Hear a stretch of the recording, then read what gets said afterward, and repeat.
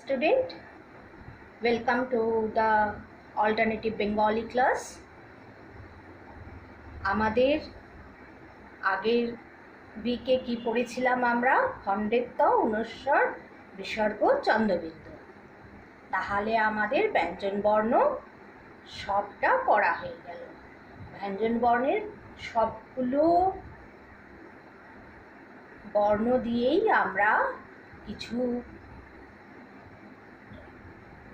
শব্দ শিখলাম, একটা করে বাক্য শিখলাম, এগুলো আমাদের সব শেখা হয়ে গেল।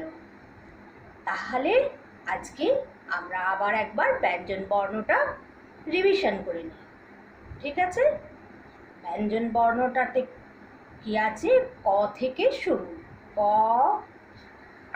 দেখ তোমাদের মনে আছে? ক, খ, গ, ঘ, ঙ, ঠিক আছে? তারপরে চ, ছ, বর্গীর জ, ঝ, ঞ, ট, ঠ, ড, ঢ, মূর্ধন্য ণ, ত, থ, দ, ধ, দন্তের ন, প, ফ, ব, ভ, ম, অন্তস্থ জ, র, ল, ব, তালব্য শ, মূর্ধন্য ষ, দন্তের স, হ, ডয় শূন্য র, ঠয় শূন্য র, অন্তস্থ, খণ্ডেত্ব, অনুস্বর, বিসর্গ, চন্দ্রবিন্দু। ঠিক আছে, পড়া হলো? তাহলে এইভাবে তোমরা এটাকে বারবার পড়ে তৈরি করে নেবে, ঠিক আছে? যখন পড়ে তৈরি হয়ে যাবে তখন কি করবে? এই দেখো, ঠিক তার পরের পৃষ্ঠাতেই আছে ক, মাঝখানে নেই এটা। এটা তাহলে তোমরা লিখতে পারবে না দেখে? গ এখানে নেই, লিখতে পারবে? ঙ এখানে নেই, চ এখানে নেই, ঝ এখানে নেই।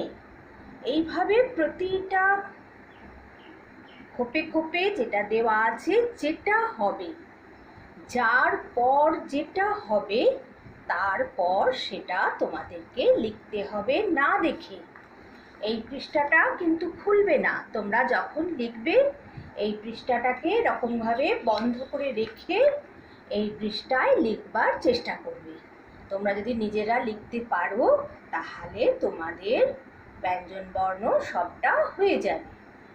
আমরা স্বরবর্ণ আগেই শিখে গিয়েছিলাম, এইবার আমরা ব্যঞ্জন বর্ণটাও শিখে নিলাম। ব্যঞ্জন বর্ণ শেখা হয়ে যাবার পর আমরা নেক্সট উইকে অন্য কিছু পড়ব, ঠিক আছে? আজকে এই পর্যন্তই। তাহলে তোমরা ব্যঞ্জন বর্ণটা ভালো করে শিখে নাও, কেমন? আবার আমাদের পরের সপ্তাহে দেখা হবে। আজ তাহলে আসি।